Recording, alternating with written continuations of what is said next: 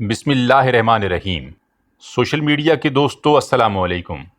دوستو ہمیشہ کی طرح ایک نئی اور معلوماتی ویڈیو کے ساتھ حاضر ہیں۔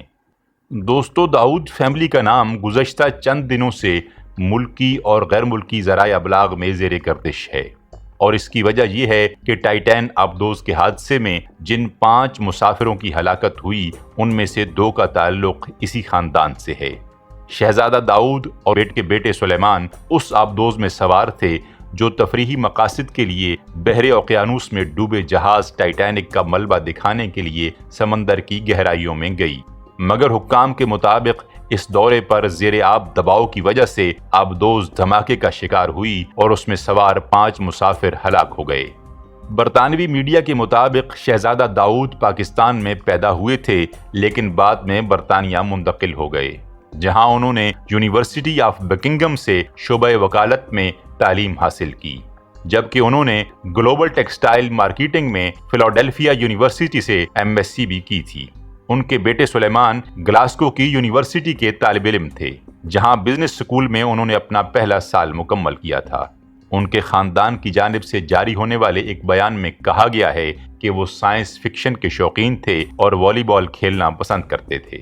داؤد فیملی کا شمار پاکستان کے امیر ترین خاندانوں میں ہوتا ہے۔ شہزادہ داؤد اینگرو کارپوریشن کے نائب چیئرمین تھے۔ یہ کمپنی کھاد، کھانے پینے کی اشیاء اور توانائی کے شعبے میں کام کرتی ہے۔ داؤد فیملی کا کاروبار ملک کے اندر اور باہر وسیع پیمانے پر پھیلا ہوا ہے، جس کے علاوہ یہ خاندان صحت اور تعلیم جیسے سماجی کاموں میں بھی حصہ لیتا ہے۔ پاکستان کے سب سے بڑے صنعت کاروں میں شامل داؤد فیملی نے 20ویں صدی کے اوائل میں ایک پتھارے سے کاروبار کا آغاز کیا، اور چند دہائیوں میں اس خاندان کا شمار خطے کے امیر ترین گھرانوں میں ہونے لگا۔ داؤد فیملی کے سربراہ احمد داؤد کی پیدائش 1905 میں انڈیا کے صوبے کاٹھیا واڑ کے علاقے بانٹوا میں ہوئی۔ ان کے والد تاجر تھے۔ انہوں نے صرف 3 جماعتوں تک تعلیم حاصل کی تھی۔ بچپن میں ہی والد کی وفات ہو گئی، جس کے بعد ان کی پرورش کی ذمہ داری دادا پر آ گئی۔ احمد داؤد کی والدہ ذہین اور سمجھدار خاتون تھیں۔ وہ اپنے بچوں کی حوصلہ افزائی کرتی تھیں، جس کی وجہ سے انہیں آگے بڑھنے کا حوصلہ ملتا رہا۔ داؤد انویسٹمنٹ کی ویب سائٹ کے مطابق یتیم نوجوان احمد داؤد نے 1920 میں ممبئی میں یارن کی دکان کھولی تھی۔ بعد میں انہوں نے کاٹن جیننگ پریسنگ فیکٹری کے علاوہ تیل کی مل اور ویجیٹیبل آئل کی فیکٹری قائم کی، اور دیکھتے ہی دیکھتے داؤد فیملی کے دفاتر اور ان کی شاخیں کلکتہ، مدراس، کانپور، متھرا، لدھیانہ اور دلی وغیرہ میں پھیل گئیں۔ جب انہوں نے خوردنی تیل کا کارخانہ لگایا تو پھر ان کے کاروبار میں وسعت آئی اور یہ کامیابی سے چل پڑا۔ اس کاروبار میں ان کے بھائی سلیمان داؤد، علی محمد داؤد، صدیق داؤد اور ستار داؤد بھی شریک رہے۔ قیام پاکستان کے بعد احمد داؤد برطانیہ چلے گئے، جہاں وہ کچھ عرصہ رہے۔ بعد میں وہاں سے پاکستان آ گئے۔ انہوں نے مانچسٹر اور پاکستان میں داؤد پرائیویٹ لمیٹڈ کے نام سے کمپنی قائم کی۔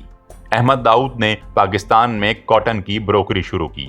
ایوب خان کے دور میں کراچی میں اور بورے والا میں ٹیکسٹائل فیکٹریاں غیر فعال ہو گئیں، جو کہ سرکاری ادارے پاکستان انڈسٹریل ڈیولپمنٹ کارپوریشن کے زیر انتظام تھیں، لیکن وہ انہیں چلا نہیں پا رہے تھے۔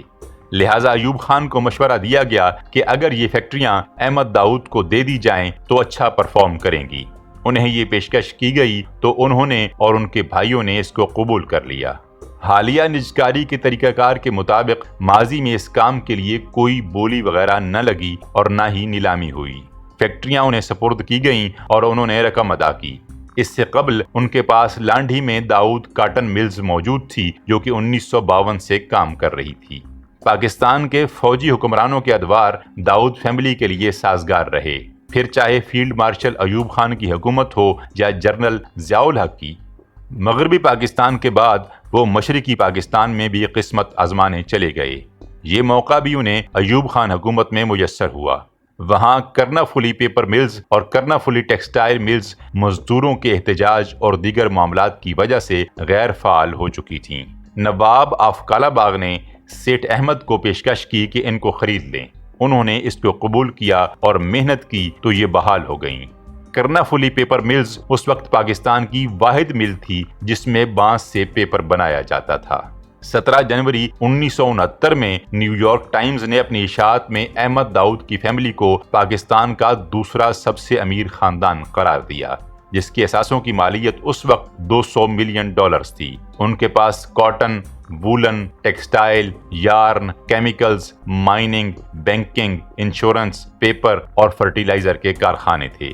1971 में मशरकी पाकिस्तान की अलहदगी की वजह से कर्नाफुली paper mills, Dawood mining, Dawood shipping समेत कई कारखाने और कारोबार मुतासर हुए। इन दिनों उनके नुकसान का अंदाजा 30 से 35 करोड़ रुपए लगाया गया था। Field marshal general Ayub Khan के दौर में डॉक्टर महबूबुल हक ने बजट तकरीर के दौरान इंकिशाफ किया था कि पाकिस्तान की 60 से 80% दौलत पर सिर्फ 22 खानदान काबिज हैं। ताहम उन्होंने इन खानदानों के नाम नहीं बताए थे। ताहम इस मामले ने एक मज़ाहमती उनसर को जन्म दिया और पाकिस्तान के अवामी शायर हबीब जालिब ने लिखा कि 20 घराने हैं आबाद और करोड़ों हैं नाशाद, हम पर अब तक जारी है काली सदियों की बेदाद, सदर अयूब जिंदाबाद, सदर अयूब जिंदाबाद। जुल्फ़िकार अली भुट्टो सोशलिज्म के नारे के साथ जब बरसरे इक़्तिदार आए तो उन्होंने इन खानदानों की निशानदेही की और मुतनब्बे किया कि इस वक्त पाकिस्तान को सरमाए की ज़रूरत है, लिहाजा ये ख़ानदान अपना सरमाया वापस लाएं वरना वो इन्हें गिरफ्तार कर लेंगे। बाद में उन्होंने दाऊद फैमिली समेत कई खानदानों की अमलाक को कौमी तहवील में ले लिया, यानी उन्हें नेशनलाइज कर दिया। इन 22 खानदानों में से 14 मेमन घराने थे और दाऊद फैमिली दूसरे नंबर पर थी। इस अरसे में सेठ दाऊद को नजरबंद कर दिया गया और जब वो रिहा हुए तो अमेरिका चले गए। ख्याल है कि उस वक्त उन्हें 2 अरब रुपए का नुकसान हुआ था। अहमद दाऊद ने अमेरिका में ऑयल एक्सप्लोरेशन कंपनी के साथ कारोबार का आगाज किया और एक जगह ड्रिलिंग की गई तो वहां से पेट्रोल निकल आया और उनके अच्छे दिन दोबारा आ गए। जब पाकिस्तान में जनरल ज़ियाउल हक भुट्टो की हुकूमत को बरतरफ करके इक़्तिदार पर काबिज हो गए।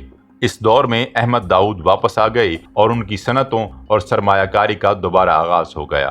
ख्याल रहे कि उनके जनरल ज़ियाउल हक के साथ अच्छे ताल्लुकात थे। 20 ऐसे मंसूबे थे जो उन्होंने अपनी ज़िंदगी में ही अपने भाइयों सुलेमान दाऊद, अली मोहम्मद दाऊद, सिद्दीक दाऊद और सत्तार दाऊद में तकसीम किए और हर एक के हिस्से में सनतें आईं जिनको उन्होंने आगे बढ़ाया। दाऊद फाउंडेशन के सरबराह इस वक्त अहमद दाऊद के बेटे हुसैन दाऊद हैं। पाकिस्तान में दाऊद खानदान का एक और मारूफ नाम रज़ाक दाऊद हैं, जो साबिक फौजी सदर जनरल परवेज़ मुशर्रफ के दौर में मुशीर तिजारत रहे और पाकिस्तान तहरीक इंसाफ के दौर में भी वजारत तिजारत का कलमदान उनके पास था। रज़ाक दाऊद सुलेमान दाऊद के बेटे हैं जो अहमद दाऊद के भाई थे। रज़ाक दाऊद डेस्कॉन इंजीनियरिंग कंपनी के मालिक हैं। दूसरी जानिब शहजादा दाऊद के वालिद हुसैन दाऊद और उनका खानदान एंग्रो कॉरपोरेशन और दाऊद हरकुलिस कॉरपोरेशन के मालिक हैं। टाइटैन हादसे में जाँ बहक होने वाले शहजादा दाऊद एंग्रो कॉरपोरेशन के नायब चेयरमैन थे। एंग्रो कॉरपोरेशन की वेबसाइट पर दिए गए आदाद शुमार के मुताबिक ये मजमूई तौर पर तकरीबन 750 अरब रुपए के असासों की मालिक है। एंग्रो कॉरपोरेशन के 2022 के सालाना मालियाती गोशवारों के मुताबिक इसने पूरे साल में 46 अरब रुपए का मुनाफा कमाया। दाऊद हरकुलिस कॉरपोरेशन के सालाना मालियाती नताइज के मुताबिक उसका 2022 में मुनाफा 3.5 अरब रुपए से जायद रहा। पाकिस्तान में 1961 में दाऊद फाउंडेशन कायम की गई, जिसका इफ्तिताह जनरल अयूब खान ने किया था। दाऊद फैमिली ने तालीम के फ़रोग़ पर भी तवज्जो दी। फाउंडेशन की इफ्तिताही तकरीब से खिताब करते हुए सेठ अहमद ने बताया था कि मशरकी पाकिस्तान के शहर मैसूर में उन्होंने स्कूल की इमारत कायम की है। बूरेवाला में गवर्नमेंट कॉलेज में साइंस बिल्डिंग की तामीर कराई। दाऊद फाउंडेशन ने 1962 में कराची में Dawood college of engineering and technology कायम किया, जो पाकिस्तान के निजी शोबे में इंजीनियरिंग की तालीम देने वाला पहला प्रोफेशनल कॉलेज था। यहाँ केमिकल इंजीनियरिंग, मेटलर्जी और मटीरियल्स इंजीनियरिंग के शोबों में तालीम दी जाती थी। बाद में जुल्फ़िकार अली भुट्टो हुकूमत में इसको नेशनलाइज कर दिया गया और इसका कंट्रोल वफाकी हुकूमत के पास आ गया। कराची में 1983 के दौरान Ahmad Dawood girls public school की बुनियाद रखी गई, जो इस वक्त भी फाउंडेशन के ज़ेरे इंतज़ाम है, जहाँ 2500 से ज़्यादा लड़कियों को तालीम दी जाती है। इसके अलावा lumps university Lahore, Karachi university में भी दाऊद फैमिली के नाम से बिजनेस स्कूल मौजूद हैं। کراچی میں 1991 سے قائم پاکستان میں گردوں کے سب سے بڑے اسپتال Sindh institute of urology and transplant یعنی SIUT میں بھی داؤد فیملی کا بڑا کردار ہے۔ SIUT کے ڈاکٹر گوہر کے مطابق بشیر داؤد انہیں اربوں روپے کے عطیات کر چکے ہیں، جن سے 3 بڑی عمارتیں تعمیر کی گئیں۔ یہاں بچوں اور کینسر کے مریضوں کا علاج کیا جاتا ہے۔ اس کے علاوہ ڈائلسس اور ٹرانسپلانٹ کی مشینری کی خریداری میں بھی معاونت کی جاتی ہے۔ سائنس کے فروغ کے لیے کراچی میں اپنی نوعیت کا پہلا سائنس میوزیم قائم کیا گیا۔ میگنیفائی سائنس نامی اس میوزیم میں سائنس کی نمائشیں اور تعلیمی پروگرام بھی منعقد کیے جاتے ہیں۔ ریلوے کے گودام کو 3 منزلہ سائنسی میوزیم میں تبدیل کیا گیا ہے، جہاں سائنس، فزکس اور ریاضی کی تھیوریز کے حوالے سے تجربات اور مشقیں کی جاتی ہیں۔